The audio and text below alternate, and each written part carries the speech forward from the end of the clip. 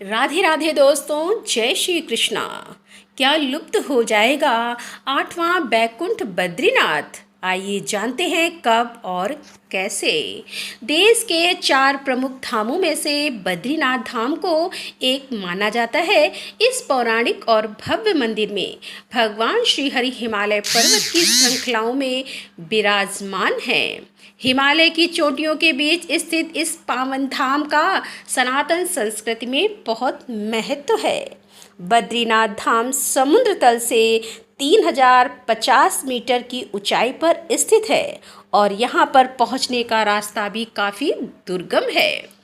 बद्रीनाथ धाम को सृष्टि का 8वां बैकुंठ माना जाता है कि इस धाम में भगवान श्री हरि 6 माह तक योग निद्रा में लीन रहते हैं और 6 माह तक अपने द्वार पर आए भक्तों को दर्शन देते हैं। मंदिर के गर्भगृह में स्थित भगवान बद्री विशाल की मूर्ति शालिग्राम शिला से बनी हुई चतुर्भुज अवस्था में और ध्यान मुद्रा में है। मंदिर के पट बंद होने पर भी मंदिर में एक अखंड दीपक प्रज्वलित रहता है। इस देव स्थल का नाम बद्री होना भी प्रकृति से जुड़ा हुआ है। हिमालय पर्वत पर इस जगह जंगली बेरी बहुतायत में पाई जाती है। माना जाता है कि इन बेरियों की वजह से ही इस धाम का नाम बद्रीनाथ धाम पड़ा। मान्यताओं के अनुसार जब गंगा नदी धरती पर अवतरित हुई तो यह 12 धाराओं में बट गई।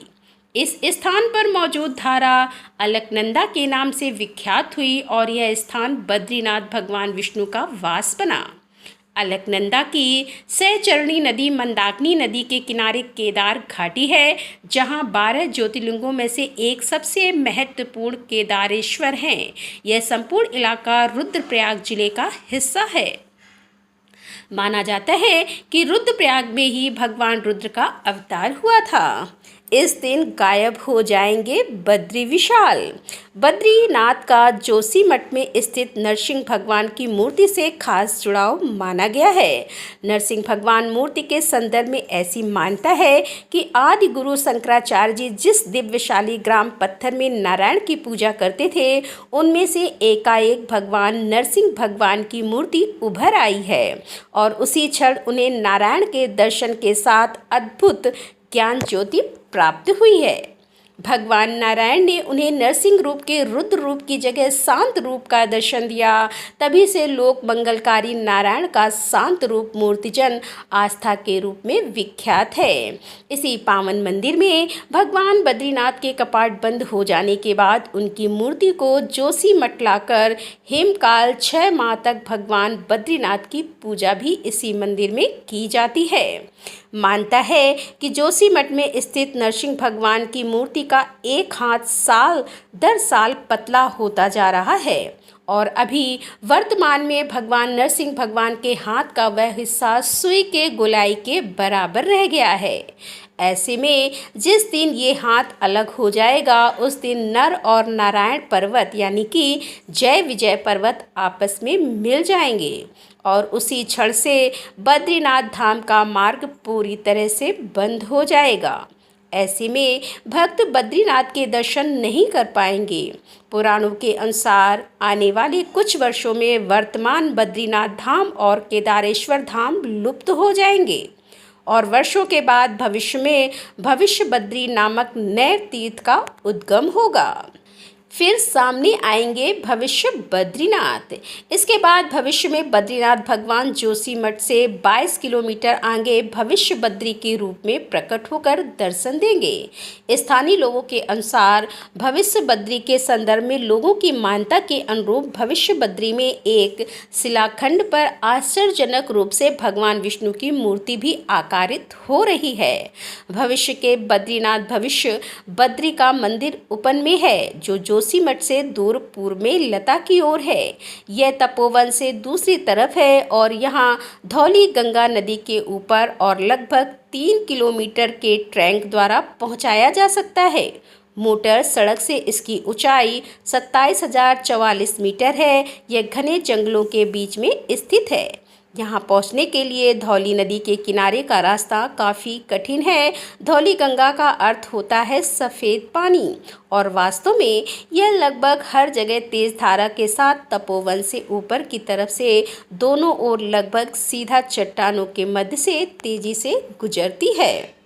ऐसा माना जाता है कि कलयुग में एक दिन जोशीमठ नरसिंह की मूर्ति का कभी नष्ट होने वाला हाथ अंततः गिर जाएगा और विष्णु प्रयाग के पास पद्मिला में जय और विजय के पहाड़ गिर जाएंगे, जिस कारण बद्रीनाथ धाम में जाने का मार्ग बहुत ही दुर्गम हो जाएगा, जिसके परिणाम स्वरूप बद्रीनाथ का फिर से प्रत्यावर्तन होगा और भविष्य में बद्रीनाथ की पूजा की जाएगी।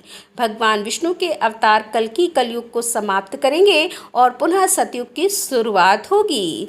इस समय बद्रीनाथ धाम को भविष्य बद्री में पुनः स्थापित किया जाएगा। बद्रीनाथ की कथा के अनुसार सतयुग में देवताओं, ऋषि मुनियों एवं साधारण मनुष्यों को भी भगवान विष्णु के साक्षात दर्शन प्राप्त होते थे।